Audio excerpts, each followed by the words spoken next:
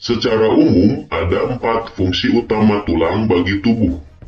Yang pertama, memberikan bentuk pada tubuh dan menopang tubuh.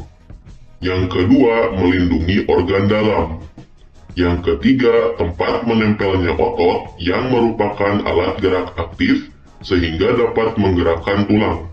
Yang keempat, pada jenis tulang tertentu, tulang berfungsi sebagai tempat pembentukan sel darah. Sel darah dibentuk di bagian sumsum tulang, yaitu jaringan lunak yang terdapat di bagian tengah tulang.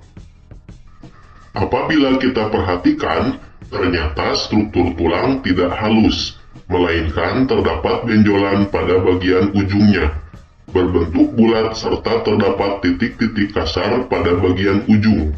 Terdapat lekukan, tonjolan, dan lubang. Masing-masing bagian ini mempunyai fungsi yang berbeda-beda. Lekukan dan tonjolan berfungsi sebagai tempat menempelnya otot. Lubang berfungsi sebagai tempat keluar masuknya pembuluh darah dan saraf. Permukaan tulang ditutupi oleh membran yang menempel dengan kuat. Membran itu disebut periosteum.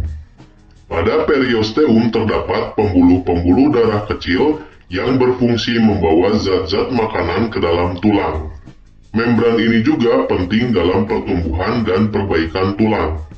Pada bagian bawah periosteum terdapat tulang kompak atau disebut juga tulang keras, yaitu suatu lapisan tulang yang keras dan kuat. Tulang kompak mengandung sel-sel tulang, pembuluh-pembuluh darah, zat kapur dan fosfor, serta serabut elastis. Kerasnya tulang disebabkan karena tulang mengandung zat kapur dan fosfor, sedangkan serabut-serabut elastis mempertahankan tulang agar tetap kuat, tidak mudah rapuh atau patah. Tulang spons dalam tulang pipa atau tulang panjang terdapat di daerah ujung tulang. Tulang spons kurang kompak dan mempunyai banyak ruang-ruang kecil terbuka yang membuat tulang menjadi ringan. Tulang panjang mempunyai lubang atau saluran yang besar.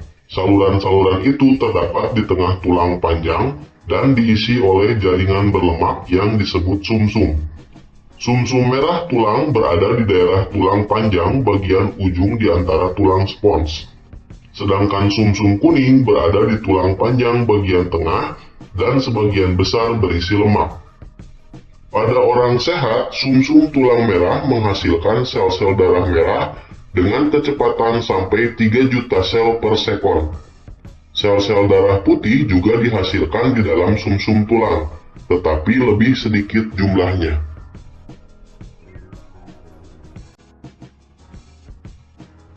Ujung tulang panjang ditutup dengan suatu lapisan jaringan tebal, lunak dan lentur yang disebut dengan tulang rawan atau kartilago. Tulang rawan tersusun atas sel-sel yang dikelilingi oleh matriks protein yang dihasilkan oleh sel-sel tersebut. Selain di ujung-ujung tulang panjang, tulang rawan juga dapat ditemukan di ujung-ujung tulang rusuk, dinding saluran pernafasan, hidung, dan telinga. Bentuk tulang manusia dibedakan menjadi 4, yaitu yang pertama tulang panjang, yang kedua tulang pipih, yang ketiga tulang pendek, yang keempat tulang tidak beraturan, dan kemudian meluas ke seluruh arah sesuai dengan pertumbuhan tulang rawan. Di antara jaringan tulang yang terbentuk terdapat pembuluh darah. Pembuluh darah ini akan membawa mineral seperti kalsium, sehingga tulang yang terbentuk menjadi keras. Selain mengalami osifikasi, tulang juga mengalami fusi atau penggabungan. Pada saat baru lahir, jumlah seluruh tulang yang ada pada sistem rangka adalah 270 tulang. Seiring bertambahnya usia, beberapa tulang akan mengalami fusi atau penggabungan, misalnya tulang tengkorak dan tulang ekor. Oleh karena itu, ketika sudah dewasa, jumlah tulang penyusun sistem rangka ada 206 tulang.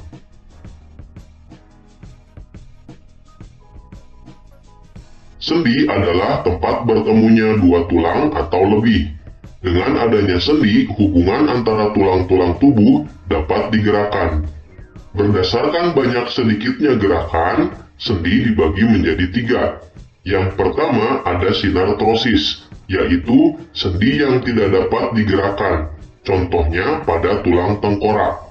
Yang kedua ada amfiartrosis, yaitu sendi yang dapat digerakkan namun terbatas, contohnya pada sendi antar ruas tulang belakang. Yang ketiga ada diartrosis, yaitu sendi yang dapat digerakkan dengan bebas. Sendi yang dapat digerakkan dengan bebas atau diartrosis terbagi menjadi 5 sendi. Yang pertama ada sendi peluru, yang kedua sendi engsel, yang ketiga sendi putar, yang keempat sendi pelana, dan yang kelima sendi geser. Sendi peluru menghubungkan antara satu tulang yang mempunyai satu ujung bulat yang masuk ke ujung tulang lain yang berongga seperti mangkok. Sendi ini dapat membentuk gerakan sangat bebas. Contoh sendi peluru adalah sendi antara tulang lengan atas dan tulang belikat, serta antara tulang pinggul dan tulang paha. Adanya sendi ini memungkinkan tulang-tulang tersebut dapat diayunkan ke arah manapun. Sendi engsel mempunyai gerakan satu arah, ada yang ke depan dan ada yang ke belakang seperti engsel pintu. Contoh sendi engsel antara lain sendi-sendi pada siku dan lutut. Sendi ini memiliki ruang gerak yang lebih sempit dibandingkan sendi peluru. Pada sendi putar, salah satu tulang berfungsi sebagai poros dan ujung tulang yang lain berbentuk cincin yang dapat berputar pada poros tersebut. Contohnya adalah persendian yang terdapat di antara tulang tengkorak dengan tulang leher. Sendi tersebut memungkinkan kepala kita dapat memutar, mengangguk, serta menggeleng. Pertemuan antara dua tulang yang berbentuk seperti pelana disebut dengan sendi pelana. Sendi ini dapat menggerakkan tulang kedua arah, yaitu muka belakang dan ke samping. Contoh sendi ini adalah pada pangkal ibu jari. Sendi geser menghubungkan antara dua tulang yang memiliki permukaan yang datar. Prinsip kerja sendi ini adalah satu bagian tulang bergerak menggeser di atas tulang lain. Sendi geser juga memungkinkan tulang bergerak ke depan dan ke belakang. Contoh sendi geser berada pada tulang-tulang pergelangan tangan dan pergelangan kaki dan di antara tulang belakang. Sendi ini merupakan sendi yang paling sering digunakan dalam melakukan aktivitas sehari-hari. Pertemuan antara dua tulang diikat oleh ligamen, sehingga sendi tidak dapat terlepas.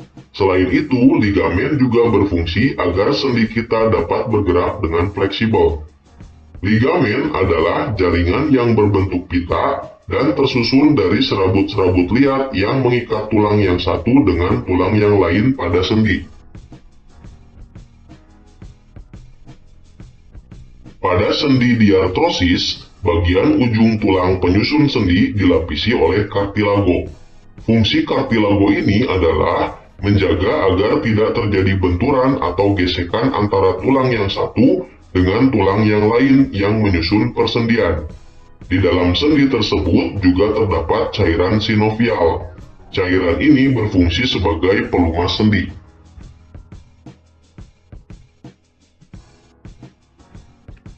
Tanpa otot, tulang dan sendi yang terdapat di tubuh tidak memiliki kekuatan untuk bergerak. Otot adalah penggerak bagian-bagian tubuh, sehingga otot disebut alat gerak aktif. Hampir 35 hingga 40% massa tubuh adalah jaringan otot. Setiap kali ada gerakan yang terjadi di tubuh, gerakan tersebut terjadi karena adanya kerja dari otot. Otot adalah jaringan yang dapat berkontraksi menjadi lebih pendek. Proses kontraksi ini mengakibatkan bagian-bagian tubuh bergerak. Pada kontraksi diperlukan energi. Terdapat dua cara kerja otot. Yang pertama, otot yang bekerja di bawah kesadaran, yaitu otot yang kerjanya dapat dikendalikan. Prinsip kerja otot ini adalah dapat dikendalikan. Artinya, kita dapat mengendalikan apakah harus menggerakkan atau tidak menggerakkan otot-otot tersebut.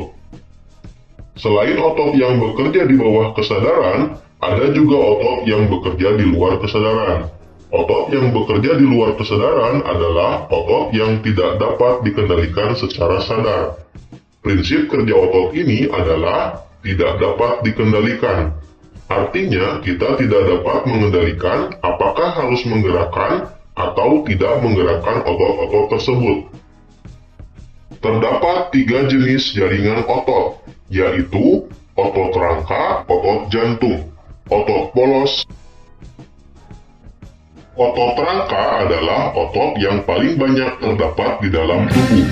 Jika diamati di bawah mikroskop, sel-sel otot rangka terlihat bergaris-garis melintang, sehingga otot ini juga disebut dengan otot lurik.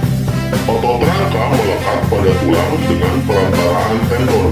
Tendon adalah pita tebal, berserabut, dan liat yang melekatkan otot pada tulang. Otot rangka tergolong otot sadar. Kita dapat mengontrol penggunaan otot ini. Kita dapat menentukan kapan berjalan dan kapan tidak. Otot rangka cenderung cepat berkontraksi dan cepat lelah. Hari Senin, Otot polos terdapat pada dinding lampu, usus halus, rahim, kantung empedu, dan pembuluh darah. Otot polos berkontraksi dan berelaksasi dengan lambat. Otot ini berbentuk gelendong serta memiliki sebuah inti pada tiap selnya. Berdasarkan cara kerjanya, otot polos tergolong dalam otot tak sadar. Otot jantung hanya ditemukan di jantung. Otot jantung mempunyai garis-garis seperti otot rangka. Sebaliknya, cara kerja otot jantung mirip otot polos karena tergolong otot tidak sadar. Otot jantung berkontraksi sekitar 70 kali per menit sepanjang hari.